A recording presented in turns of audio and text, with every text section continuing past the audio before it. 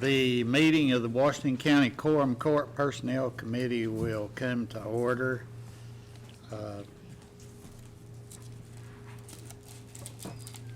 I've asked that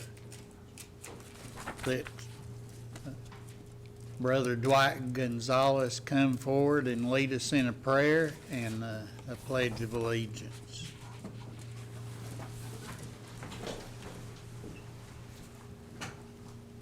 See, did he step out of the room? Pastor Gonzalez.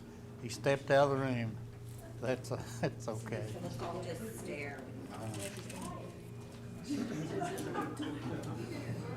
He forgot. Would I'm not ready now. you're not ready now? Okay. I'm looking for a volunteer. Would anyone like to lead us in a prayer? All right. We all join me in prayer, please. Gracious Heavenly Father, we're thankful for this beautiful day that you created, and we're thankful that you're the creator of all good things, and we bless your holy name. We ask your blessing of grace and peace be unto all of us as we conduct this meeting on behalf of our constituents and the citizens of this great county. We ask this in the name of Jesus, your Son, our Lord. Amen. Amen. I pledge allegiance to the flag of the United States of America and to the republic for which it stands, one nation under God, indivisible, with liberty and justice for all.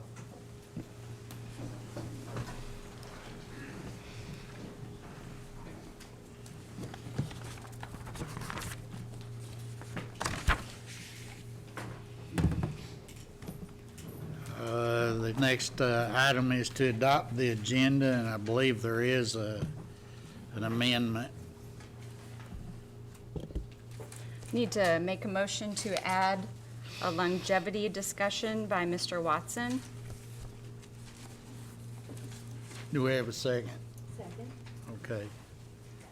All in favor? Aye. Do we have a motion to adopt the agenda as amended? Motion to adopt the agenda. I move to adopt the agenda as amended. Second. We have a motion and a second to adopt the agenda as amended. All in favor? Aye. And any opposed? And of course, there are none.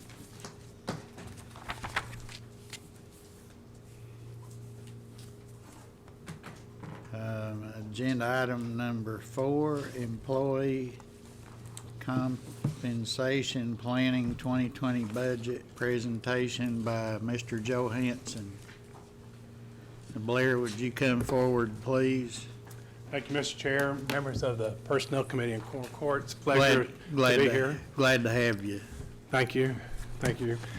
I believe you have PowerPoint slides on your laptops. I hope you do. And I'll be taking you through several slides that are associated with the 2019 market study. Also, we do an internal analysis of the pay structure compared to market and make some recommendations for employee adjustments, as well as a discussion about the county's current salary structure. And you'll find the tab, it'll be the second tab on your computers if you want to follow.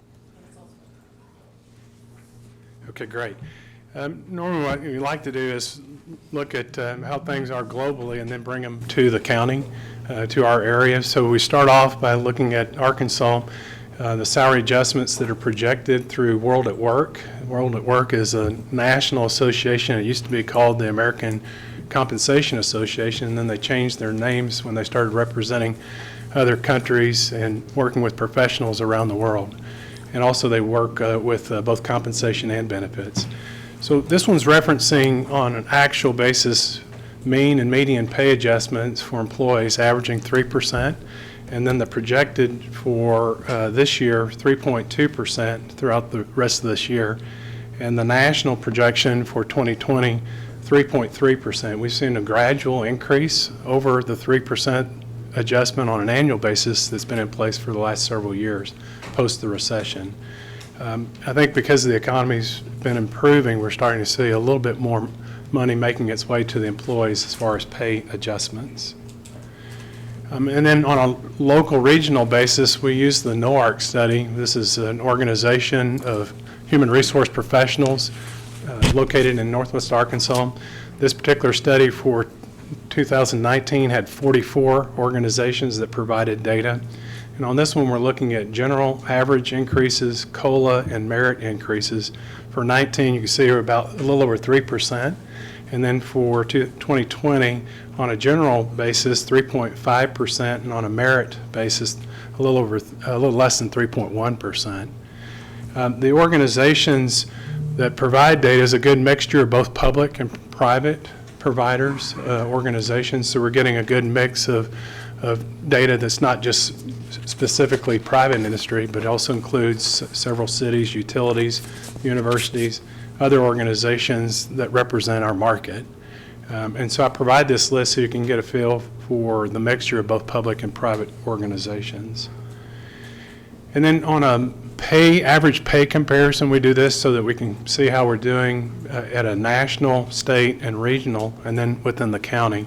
On a national basis, the average hourly rate is $24.98. At the state level for 2018, this is coming from the Department of Labor data, and they provide their data about a year behind the actual market.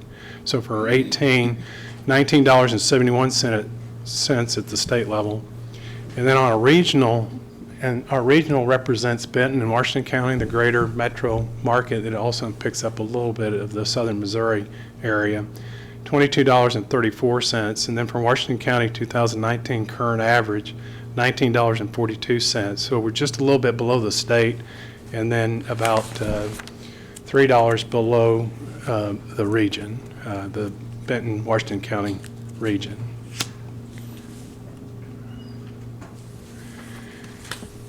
Last year and this year, we're providing this data because this is significant from the standpoint of the type of savings the county is going to experience when they have turnover, from the turnover of employees that are leaving with more tenure and higher pay compared to new people coming in with a lower rate per hour. So through August of this year, 75 new hires, average hourly pay $14, 78 terminations during that same time frame, leaving with an average of $16.44 on an hourly basis, and the average length of service is 3.72 years. Last year we were just under 5 years of the average tenure for those that left from terminations. The year-to-date savings, 8 months, is about $483,000, a little over that.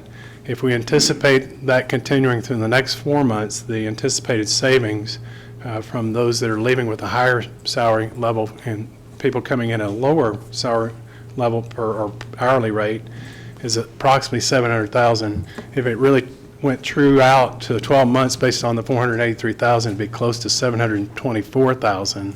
But we really don't know if the next 4 months are going to be the same as the first 8 months. Providing this as a reference because this is the basis or can be the basis for helping to support the pay increase that we're going to recommend for 2020. So keep in mind that 700,000 plus based on the net change on new hires and terminations of employees that have left the market or left the county. We do an internal analysis of employees' pay in comparison to the pay structure. Historically, we've been at about 60% below the midpoint and 40% above, 60% below and 40% above the midpoint. The midpoint is the orange line where the arrow's pointing towards the that midpoint line. The turquoise is the internal average. That's the internal average.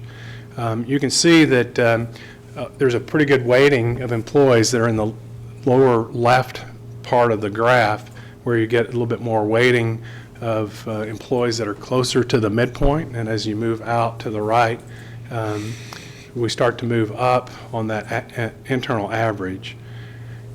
what we want to try and strive for is a 50-50 relationship, so that you had 50% above the midpoint, 50% below, so that we're tracking along that orange line if the orange line is indicative of the market average. And that's what we try to strive for, is that we have an internal midpoint on our structure, salary structure, that tracks along with the market. So right now we're looking at 53-47, which is better than historically where we've been at a 60-40. Now, also one change that's associated with the graph is that the sheriff's department are not included in this graph now. Since they went to a step plan, they're not on this graph because they're in a step plan. That makes a little bit of a difference when we're looking at this schedule or this graph. We keep up with the historical variance, so we look at our actual pay for the employee's pay by position title. There's 294 titles. Those are not all active titles because we've been tracking titles for quite some time through the system. We compared with Northwest Arkansas cities, 188 position comparisons. That represents Bentonville, Fayetteville, Springdale, and Rogers. We pulled their actual pay by position. The NOARC survey, where we had 152 comparisons. The Northwest Arkansas Department of Labor, organizations that are providing payroll, paying payroll taxes, and then Benton County. So you can see on the high side, we're 7.4% behind the average of the Northwest Arkansas cities and their pay. And then the NOARC survey, 5.7%. The Department of Labor, 5.2%, and then a little less than 1% behind Benton County. We take the mean of that, and it's 4.78% that we're behind, and on a median basis, 4.45% for this year.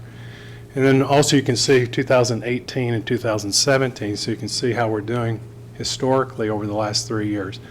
We're rising a little bit above last year and the previous year, with a 4.78% compared to 4.11 last year and 4.33 in 17. Historically, on the average, we're about 3.48% behind over the last 10 years. You can see the last 4 years, you made a significant investment in the employees back in 2016 when we did a time and position study and made some adjustments based on pay compared to the market. I think at that time it was almost about a 5% adjustment in overall pay, and so that helped us to move into the negative 4.33% in 17. Now we're inching back up at a 4.78% behind market. So here are the recommendations for the 2020 budget. That we increase non-officer employees' pay by 4%, and that we do that January 1 of 2020.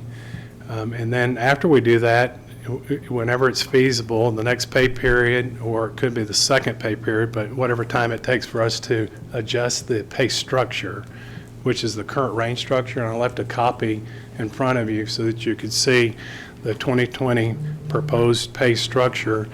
The last time we adjusted the structure for the county was in 2016, so it's been about, it'll come up to 4 years when we get into the year 2020. So it's time for an adjustment. And what that means is the minimum, midpoint, maximum, the range structure for the county would increase by 3%. And again, we would do that probably the second or third week in January after we've adjusted employees' pay by 4%. The third bullet is talking about employees with pay that exceeds their current range maximum. Historically, based on budget controls, you've decided year to year whether or not you're going to give an increase to employees with pay above the maximum of their pay grade range. We're recommending that you not increase their pay, their base pay, but you give them a one-time check equal to 3% of their base pay instead of adding it to their base salary, that you would just give them a one-time check, and that represents 32 employees. Then the average adjustment for the sheriff, the jail chief deputy, majors, and captains, 3.36% would be, which would be consistent with the average adjustment for the uniform positions that are on the step plan. Their average overall adjustment would be 3.36%. So for the sheriff's positions, uniform positions, not counting the detention officers because they would be part of the 4% adjustment, but for the uniform filled positions, 3.36% adjustment average for their positions. So what will that cost? Well, before we do that, let me just give you some justification and reasoning for making that adjustment. 4.78% behind the market pay mean. Last year, 4.11%, the previous year, 4.33%. Historically, we've tried to stay in the neighborhood of 2 to 3% behind market and not actually match the exact market because of the county's retirement plan. The value that represents to employees, saying that that's of enough value that we don't have to match the market because it does create value for the employees from a retirement perspective. So that's why we've stayed somewhere around 2-3%, but that's been a little bit higher lately. 5.45% based on a median basis behind market. The market's moving at about 2.5 to 3% historically, but now we're seeing evidence that that's moving more towards 3.5%, so about 3.2 to 3.5%. We have 47 employees, as I mentioned, that are below the range midpoint, and that's with the 3% adjustment to the range structure, but with the 4% adjustment, we actually move back to the positive, so we would be at a 45% that would be above the midpoint range and 55% that would be below the midpoint.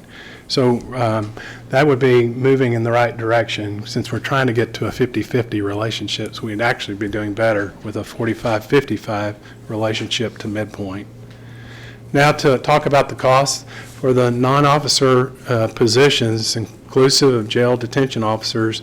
For the 4% adjustment, we're looking at $579,993. This is base pay dollars only. We're not talking about benefits here. The one-time 3% check for over the max employees, 32 employees, would be $47,923. For the sheriff uniform positions, the leaders, chief deputy majors and captains, a little over $20,000. And for the uniform officers, the 3.36 average would 3.36% average, $130,474. So the estimated total, $778,683. And now I'll come back to the $700,000 approximate savings based on paying less for new people that have come into the county compared to those that have left at a higher pay. So the net increase right now, if we just use $700,000 as an estimated savings, would be $78,683. So I think from this perspective, knowing that you have a tight budget, that your savings are based on turnover is actually going to be able to help cover the costs for what we're recommending on the adjustment employees pay and the adjustment for the pay structure. So I would entertain any questions.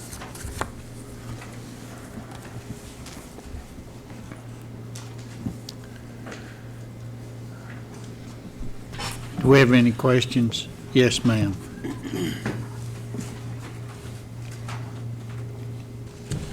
My question for you, and the question, for Bobby Hill tomorrow evening, on the $11 million that he's projected as a carryover, is that money in that carryover?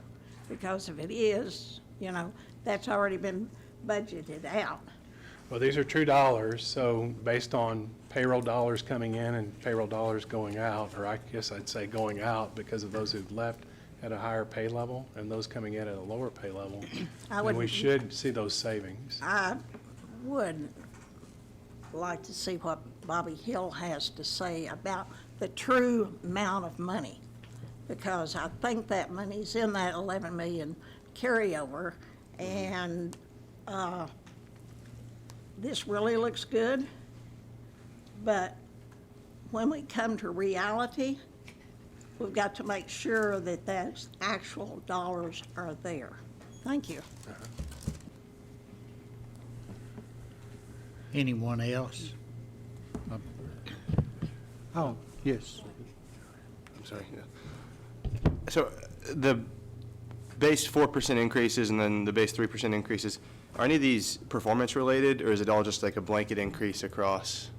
Because they did this at Walmart like a few years ago nationally, and there wasn't a change in employee performance. So, I mean, you're getting people up to market standards, but like there's no change. It's just like, I feel like you should reward the people that are really performing. So is there any way to reward employees that are performing well? So I think historically, the quorum court probably said it maybe 1 or 2 years since we've been working with it, over 30 years for our organization, for our company, but about 20 years that I've worked with it, and I think maybe 1 or 2 years, 1 to 2 years out of the 20 have been merit-related adjustments. Most of the time it's across the board or some amount applied to each employee equally or some amount assigned to them. Yes, ma'am. Hi, kind of curious on the scatter plot. What is the job value measure? Okay, good. So the county's been working with a job valuing system since 1985, and we take the job description and based on 15 compensable factors, we value the position and determine a point value for each position. So each dot represents the value of the person's position and their pay. So each dot represents an employee, positions, and pay on that scattergram. And then we use a straight line regression, or what we call central tendency line for the turquoise or the blue line, to look at an internal average. Because it looks like the lower job value, the more closer they are to the, I think it was a state average, right? Right. So what we're seeing there is that employees towards the lower end of the schedule are a little bit closer to the midpoint, and some that could be related, typically for the county, it's related to tenure. So you have employees that probably have a little bit more tenure in that grouping, and that's a pretty good grouping, if you will, Yeah. of most of the employees in that lower part of the schedule. So what's the higher job value? What would that be? Okay, so as you're moving up to the right, that moves all the way up to like a chief deputy or chief of staff position. And so it's going from the position with the least amount of responsibility, accountability, skill level, all the way up to the highest responsibility associated with the county. Okay. So good point. So it's moving left to right from least amount of points to the higher points. Just the higher it goes, the more away from the average it goes. Well, that's just actual pay against that line, so Yeah. that's why that happens. So another question, I'm kind of curious on this. So we often move people from grades, but we don't give them a raise. And so let's say we move someone to a grade 7, but we still leave them at the quartile of a grade 6. What does that do to the integrity of, Okay, so that's a good point. So someone moves from one grade to another if they take on another job responsibility, right? right, So if there's pay associated with a job that's moved 2 or more levels, then we treat that as a promotion. But it has to be 2 or more levels for it to be considered of a great enough value to consider it to be a promotion. Outside of that, adjustments are made based on what you determine each year for pay adjustments, or if someone actually receives a position that's a higher value position and gets an increase associated with the promotion. So there are promotions, but most of the increases for the employees are typically the annual increase. I guess I like to follow the rules, so sometimes if, like, you know, if it's a grade 6, but we're not paying them under a grade 6 level, does it do anything to the integrity of the structure? Well, everybody should be within their range. So the only time that they would not be in range is if they're under minimum. Okay, And right now, we have everybody above the minimum. great, thank you. Right. Patrick? Thank you for this presentation. Can you give some of us newer members on the court some context of what's happened with salaries over the last couple years, what's taken place? I mean, I know you've given us good historical data here on percentages and stuff, but what action have they taken with raises and all that? So internally with, internally with the quorum court or externally with the market? Internally with the quorum court, I want to know what adjustments we might have made in the last couple years so Okay, I can good. carry that information into this year. You bet. All right, thank you. So last year was a 3.5% adjustment in pay, and the previous year, I don't really remember. I'm not sure if it was a 3%. I think it might have been a 3%. So historically, probably 3 and then 3.5% last year. And then back in 16 was probably the significant investment, was close to 5% adjustment back in 16. But we were pretty far off market back then. So I've heard the step raises by the sheriff's department described as historic. Now, you're wanting to build in another you know, from where we were the previous year to this year, that was a big step, correct? And you're saying you're recommending another 3% built into that step raise program? So, no, I'm sorry, I won't confuse that. The step ranges are set. The average adjustment on a step is about 3.36%. So that would be just an increase of someone moving from step 4 to step 5. So we're not recommending an adjustment to the step range structure. We're recommending adjustment to the employee range structure, not the uniform positions, but the employees' range. That last time that was adjusted was 2016. Thank you. Thank you, Mr. Chairman. Yes, Sam? What would it look like to move to a merit-based system? And I guess that's up to the individual department heads to make those decisions, right? But that'd be something I'd be interested to pursue, is looking into a merit-based system for raises. And then I invite fellow quorum court members to chime in.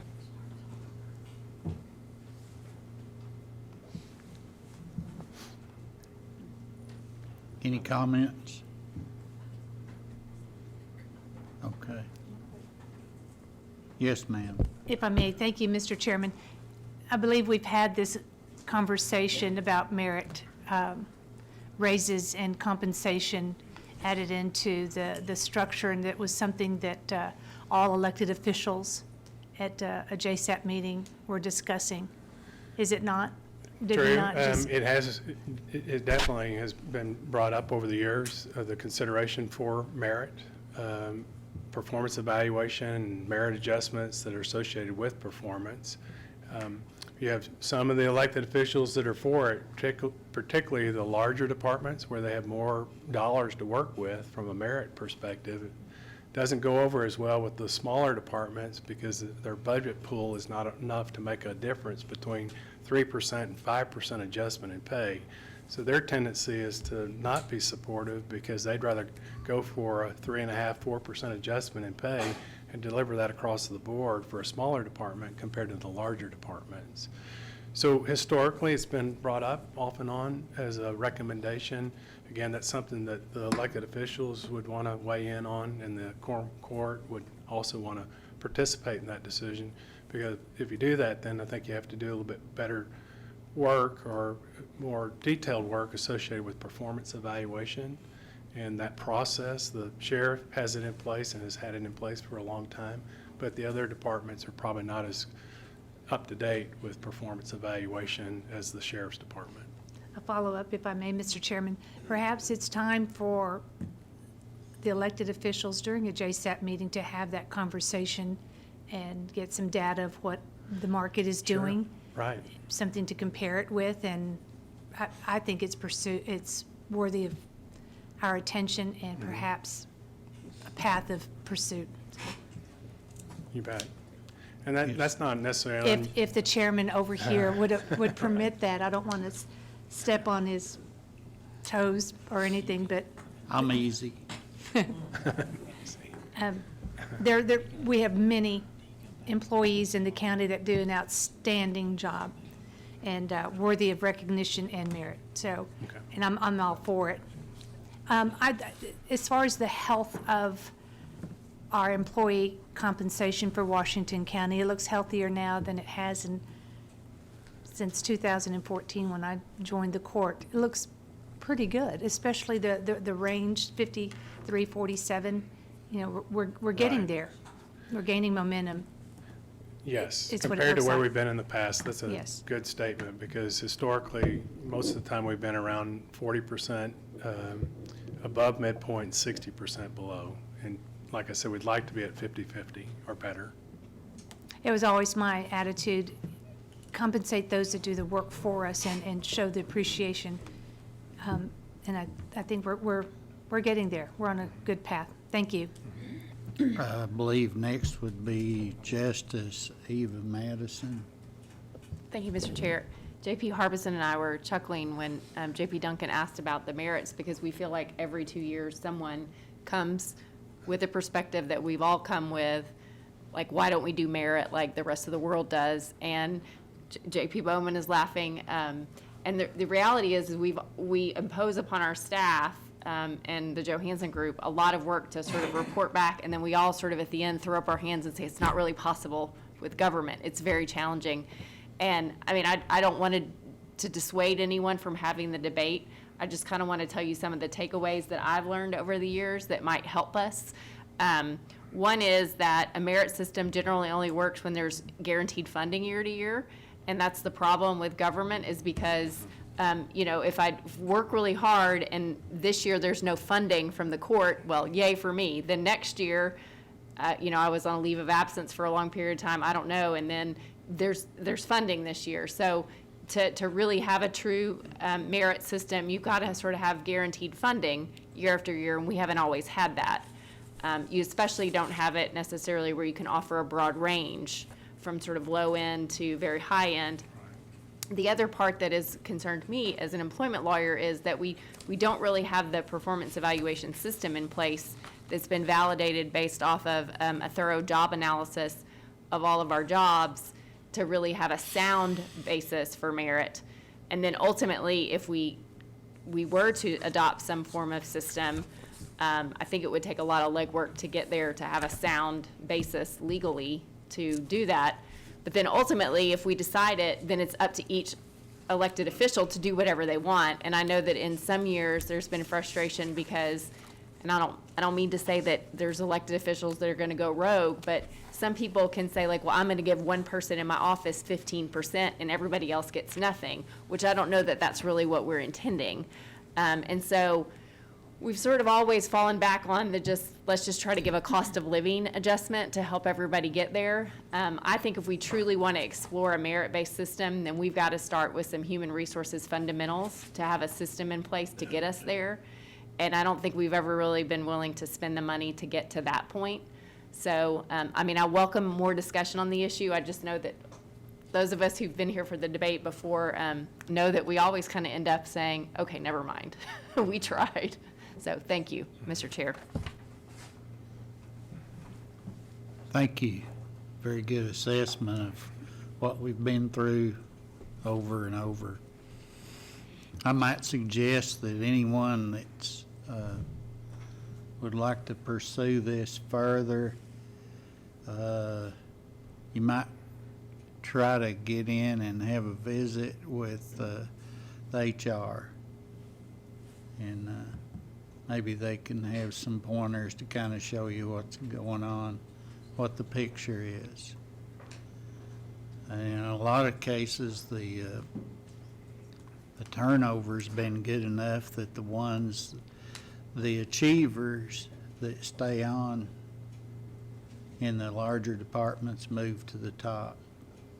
And so they're rewarded for their merit.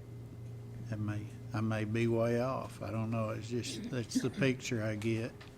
Would you disagree with me, Mr. Johansson? I think that's true, that folks stay long enough and they're doing well. Again, in the larger departments where you have opportunity for advancement, we've seen that advancement happen.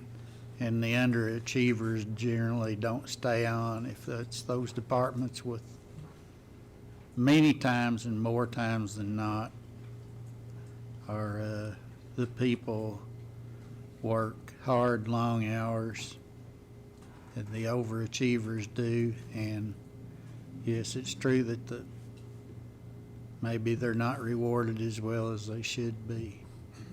We have people that do that, I know.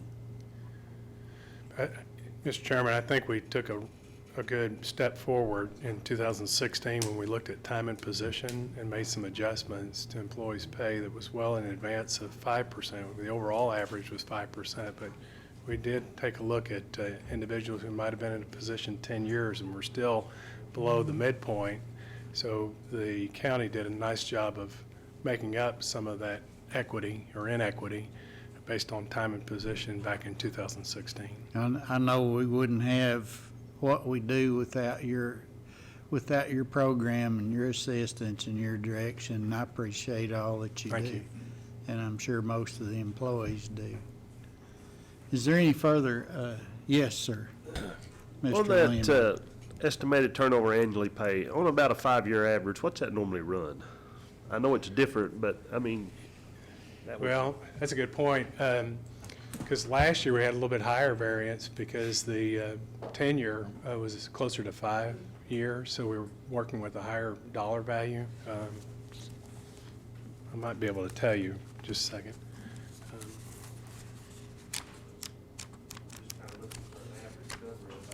Right.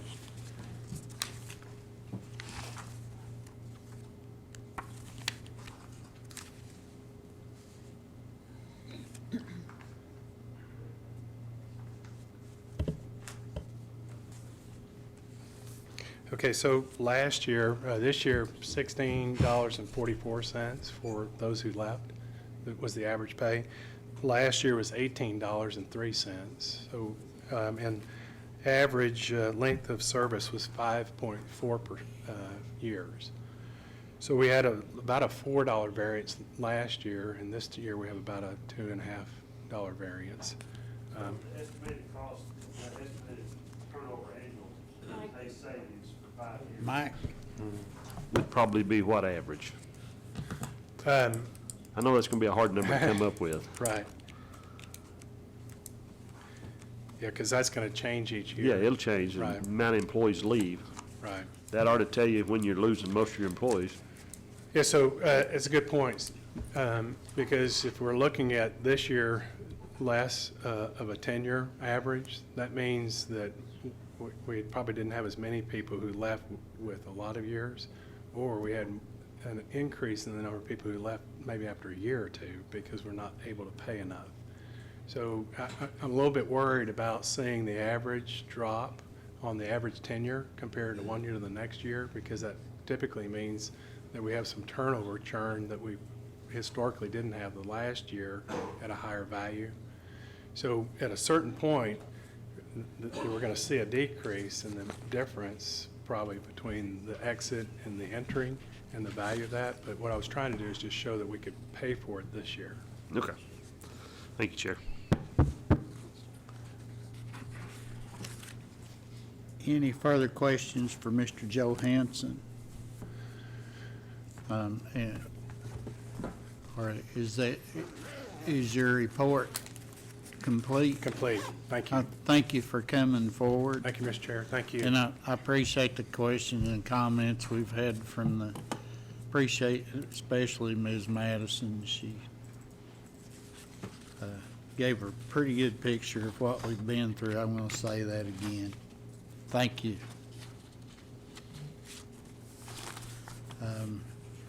Agenda item number 5, we have a request from Judge Joseph Wood to change the title of Kennel Supervisor Grade 14 to Kennel Superintendent Grade 16 in the annual shelter budget for 2019. Do we have anyone come forward and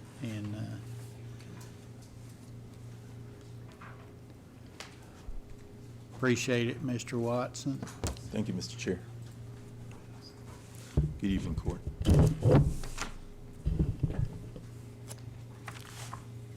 This request is from the animal shelter. Right now, the director has 3 kennel supervisor positions, one of which she would like to have as a kennel superintendent to overview that. She's had, not significant, but she has had regular turnover.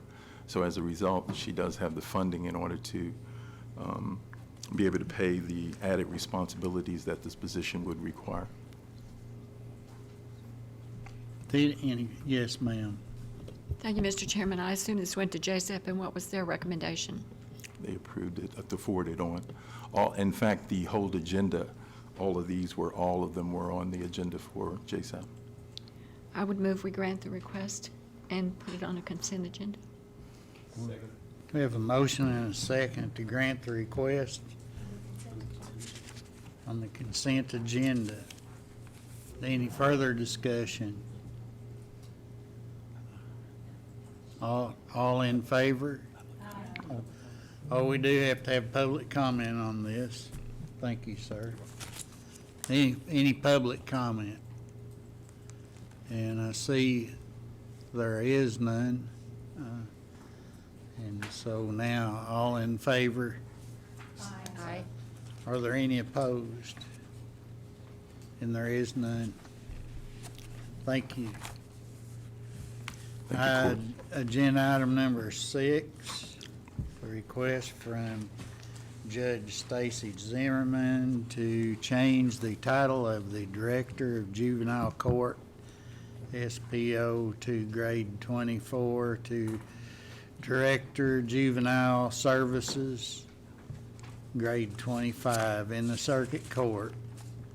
Circuit Court 3 budget for 2019, and the increase in the salary by 10%. If you see the justification letter from Judge Zimmerman, she's articulated the increased functions that's required of the Director of the Circuit Court 3, along with the extensive project work and achievements that the incumbent has been able to achieve. She's articulated those things there in the letter, as well as the fact that they've had significant turn-in. And she outlined the reimbursements and stuff that have occurred in her department. So she felt that the new title would better reflect the current duties that the director does. And obviously, with new responsibilities and a wider span of management, she feels it's equitable to compensate that with the request for the funding.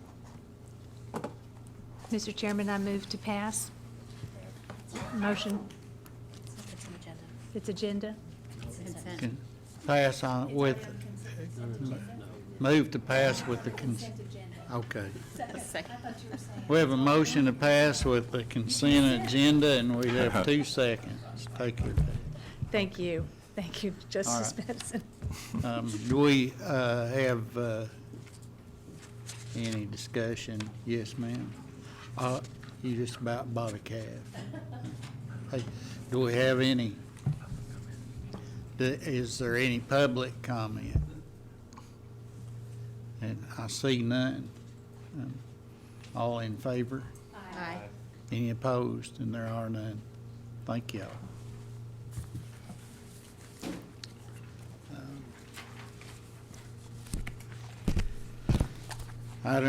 Agenda item number 7, a request from Judge Stacy Zimmerman to adjust the pay of the social worker of the juvenile court position. It's 7.1 and 7.4. Do we have Mr. Watson? This position has stayed unfilled since April, and both the director and Judge Zimmerman are convinced that this is because of the low pay. It's been unfilled since April, and what we did is we had the position re-rated and assessed job value, and some additional duties that ended up being rating higher but still in the same grade. In view of the fact that it's been unfunded and unfilled since April, there's a substantial 5 months almost worth of extra funding there to self-fund if you were to support raising the salary to $20. It could self-fund to the end of the year. The only requirement is that they would probably have to amend their budget to reflect that. Yes. Thank you, Mr. Chairman. Does this kind of recommendation also go to JSAP? Yes, all of the ones that we come to personnel, we present them at JSAP. Okay. Some we vote on, some we push on to personnel only because they're outside of policy there. This one was voted on. Yes, ma'am. I move we grant this request and put it on a consent agenda. Motion to grant the request and put it on consent agenda. Any discussion from the court? Any public comment? All in favor? Aye. Any opposed? And there is none. Thank you. Agenda item number 8, request from Judge Joseph Wood to change titles of heavy equipment operator grade 11 to road maintenance worker grade 10 for 3 positions in the road department budget for 2019. This request right here is about 3 unfunded HEO1s. The road department would like to make these into road maintenance workers, as you see on the title there. The reason for this is because of the chronic attrition that they have experienced over an extended period. Oftentimes, applicants who are accepted successfully, they have no skill set. Oftentimes, they don't have CDLs. This will be a stopgap to a point in regards to the fact that you have a little bit of a succession plan for someone who is skillless. You'll be able to motivate them if they want to get the skills to operate heavy equipment, be a truck driver, any sorts of that thing. And they then can migrate from the grade 10 to the grade 11. If they don't want to do it, then there's probably no much of a loss because there's probably a wide band of folks who are willing to do that for an interim period. I think we've spoke before at previous meetings about the fact that if you have a younger demographic who really don't know what they want to do, they may not have family commitments, they can't look past the horizon about long term, then this may be an interim thing for them. But for those who are keen as mustard, maybe they come from a vocational experience, this is an avenue for them, quite apparent, quite transparent, that they can then do this position as an interim thing. They show their willingness to perhaps get a CDL or become specialized in sign painting or some sort, and then they'll then have a natural progression there. So that's the reason for this. So the department is asking for those positions to be downloaded from an 11 to a grade 10, and again, it will be self-funded. Yes, ma'am. Given Mr. Watson's enthusiasm for this request, I would move that we grant the request and put it on the consent agenda. I just thought you'd get tired of that monotone. Motion and a second to put this on the agenda, on the consent agenda. Do we have any further comments from the court? Any public comments? And all in favor? Aye. Any opposed?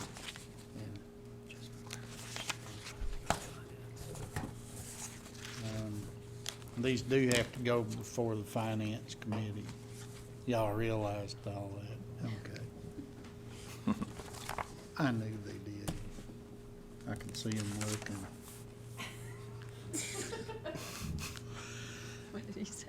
Agenda item number 9. I didn't skip one, did I? No, okay.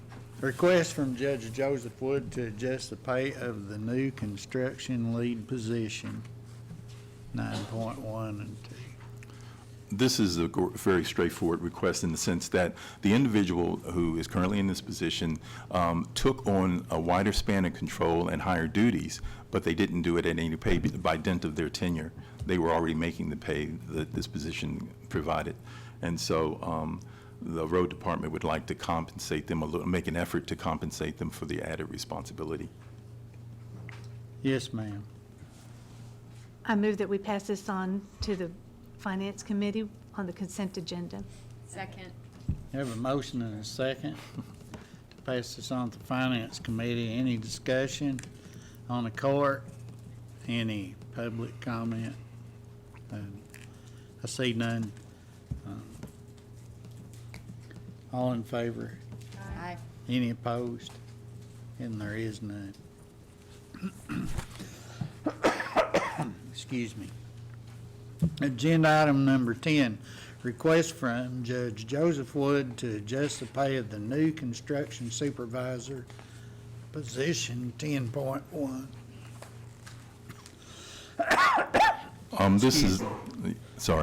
This is probably just a higher level, a similar circumstance. The person took a supervisory position, but their tenure had them already highly placed. What they are trying to do, because it's outside of JSAP, we can only approve pay raises up to the first quartile. This would place the person in the third or fourth in the third quartile, and that's why we're now presenting it to personnel for the person to be compensated for moving into this new position. Mr. Chairman. Mr. Chairman, Yes, ma'am. I want to clarify that this did not go to JSAP then. Is that what you just said? It did. It did go? Yes. Okay, and you had previously said they all did. That's what I said. Okay, I move that we grant this request and forward it to personnel and put it on the consent agenda. For budget and finance. Personnel. You're welcome. Second. This one, I mean, for this one and the previous one, they only have to come here if you approve it because it's internally funded. Yes, ma'am. We have a motion to pass consent agenda. Oh, this doesn't go anywhere else. We don't even have to do that. Okay. And we're not required public comment on this. Okay, all in favor? Aye. Any opposed? And there is none. Thank you. Agenda item number 11, request from Judge Joseph Wood to adjust the pay of the interlibrary loan librarian administrative assistant position. And I would like to go ahead and make a comment. This library business does not affect the general. They operate off of their own 1 mil tax, property tax, and they have a board that meets also that approves things like this sort of thing, but they have to have our vote anyway for legal reasons, pretty much.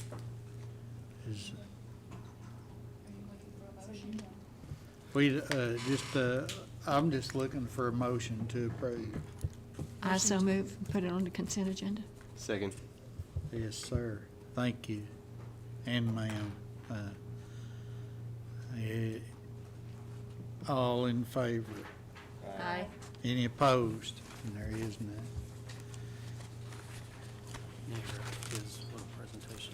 Okay, and we have a presentation that we added to the agenda for Mr. Watson. Thank you for raising that. What it is that we have 2 very long-serving employees. However, for reinstatement in our handbook, we have a 30-day period whereby if you come back to the county in good standing within 30 days, then your tenure with the county is seamless, okay? Unfortunately, both of these individuals came back on 31 days by dint of the fact that the 30 days happened on a weekend and they do day jobs. As a result of that, one happened in 2005 and the other one in 2008. And because of that, I wanted to present to the court, I do long service pins for individuals who serve 10 or more years. And I think it would be blatantly unfair for someone who's been here since the 70s and someone else who's been here since the 80s for them not to have that seamlessness for them allowed for them. And that's hence why I wanted to not so much change that clause in the handbook, but for the committee to make an exception for these 2 individuals. How can I speak to this? Yes, sir. So Director Watson and I talked about this in looking at this, which is why he brought it to your attention. It happened years before, I believe, Watson was even with the county and probably most of us, but the issue is your policy requires that the quorum court approve if you go outside of that 30 days. And so that may be a dated, kind of outdated policy, the 30 days. I believe that used to somehow correlate with APERS and leaving and coming back. And I think APERS now, it's 180 days. That's right. That if you come back, you're still in good standing. So without getting into changing policy right now, just to take care of these individuals based on your policy and your law that you set, Director Watson and I both felt like it would be best just to go ahead and get the quorum court's blessing on that so that there are no issues, and then we can address the policy issue at a later time. Do we have to advance this to the quorum court? Yes, I believe that the policy, did it say personnel? Do you remember? I think it says personnel and handbook. Okay, so I think just no, then I think this committee can, and I'll double check that while y'all are discussing, but I think it may just be personnel. So you bless it, and then I think it's good to go. We bless it, no. Yes, ma'am. Thank you, Mr. Chairman. I just want to clarify what Mr. Lester just said. We have the authority to bless this. Yes, sir. That's correct. Anything outside of the 30-day, any exception, whether it be 31 days or 1,000 days, I guess, it can happen, but the Personnel Committee has to approve it, yes. Okay, and this one was 30, or these were 31. That is correct. I've put those dates in the submission. Okay, I move we Bless. approve Mr. Watson's recommendation, and do we, it doesn't need to go anywhere else? No. I don't Second. believe so, no. Okay. Yes, we have a motion to bless. Yeah, to approve. Yes, I do ma'am. have a question. In that Saturdays and Sundays are, so I guess it's continuous days? It is. Okay, It doesn't, yeah, it doesn't doesn't exclude- distinguish between business or distinct. otherwise. okay. I still second. Yes, we have a motion and a second. Do we need any, we don't need public comment. Do we have any further discussion?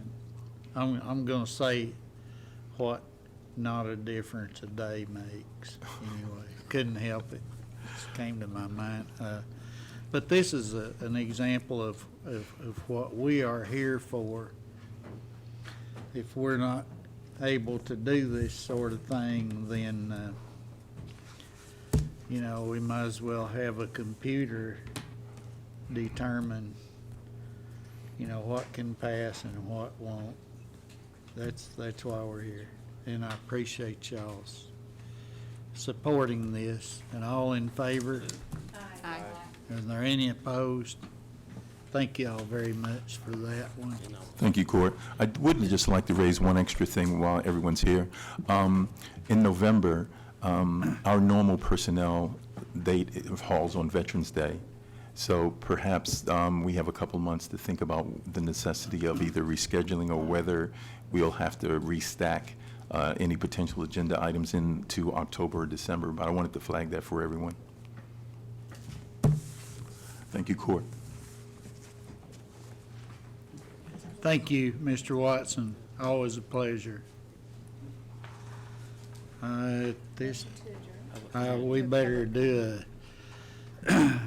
we now have a 12-minute comment period with a 30-minute limit for each individual to comment on items on the agenda, on this agenda. Do we have any public comments? And, we have none. Now I might be entertaining the. Motion to adjourn. That was it. In a second. All in favor? Aye. All right. Thank you.